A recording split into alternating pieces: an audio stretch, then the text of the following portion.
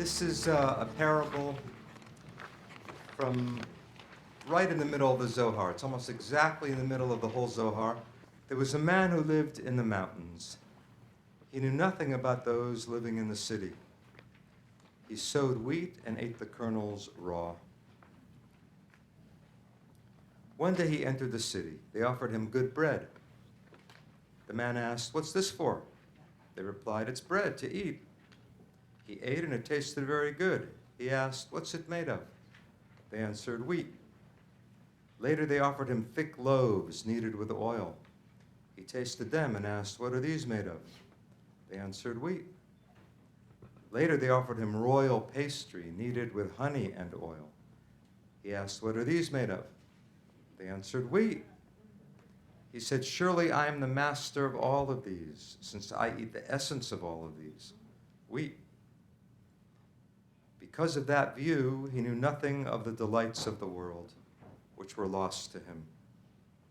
So it is with one who grasps the principle, but is unaware of all those delectable delights, diverging from that principle. He's fixated on what is the essence. I mean, you can't deny this is the essence, but he's so sure he has it all, he can't appreciate what it could become, what it could turn into. Now, this is certainly on one level about Torah, right? And it's no accident that we have 4 levels here, right? Many of you know that acronym Pardes, right? To enter the Pardes is to enter the orchard, but the Kabbalah says Pardes actually stands for Pshat, the literal meaning. Remez, the Resh is for Remez, a hint, some deeper meaning. The Daled for Drash, Midrash, all of the rabbinic interpretations of Torah. And finally, the Samach for Sod, secret. So there are 4 levels of meaning. This person is stuck in Pshat. You could call him a fundamentalist. Really, this is the Zohar's critique of Jewish fundamentalists.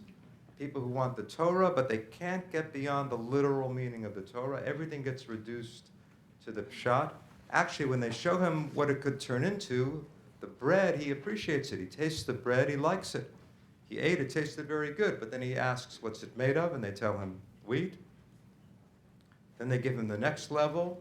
So if the bread is probably Midrash, turning the Torah into all of rabbinic Judaism, expanding the meaning of Torah, turning it from written Torah into oral Torah. And the person appreciates that. But then they show him the next level, which is probably philosophy, some allegorical reading of Scripture. Pshat, Midrash, philosophy, but the ultimate is Sod. So he's able to appreciate the transition from Pshat to Midrash. But then they show him the next level of meaning, probably a philosophical meaning.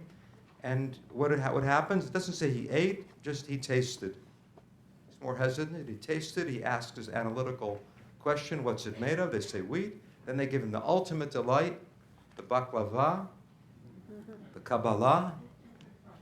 Later they offered him royal pastry kneaded with honey and oil. How does it go on? He doesn't even taste. He just immediately asks, "What's it made of?" They say wheat. He says, "I already know from wheat." So he reduces everything to what he knows. He never tastes the ultimate delight because he's sure he knows what it's made of. It does all come from Pshat. But he reduces everything to the most elemental layer of Torah, of Scripture, and he can't appreciate all that it could become.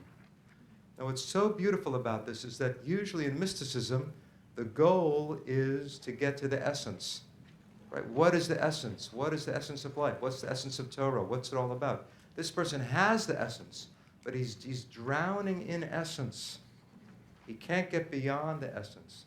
So I think it's a very Jewish mystical text. It's not just a mystical text, it's a very Jewish mystical text. It's saying it's not enough to have the essence. You have to see all the delicious varieties this could turn into, all the ways that Torah could be expressed. Or maybe this isn't just about Torah. Life, what's the essence of life? It's not enough to know the essence of life. You have to know what's involved in love, in relationship, in family, in community, in being in the world. You can't just go off to the mountain. You can't live in the mountains and live on essence. That's not the Jewish mystical path. The Jewish mystical path is to take the essence and run with it and turn it into everything it could become.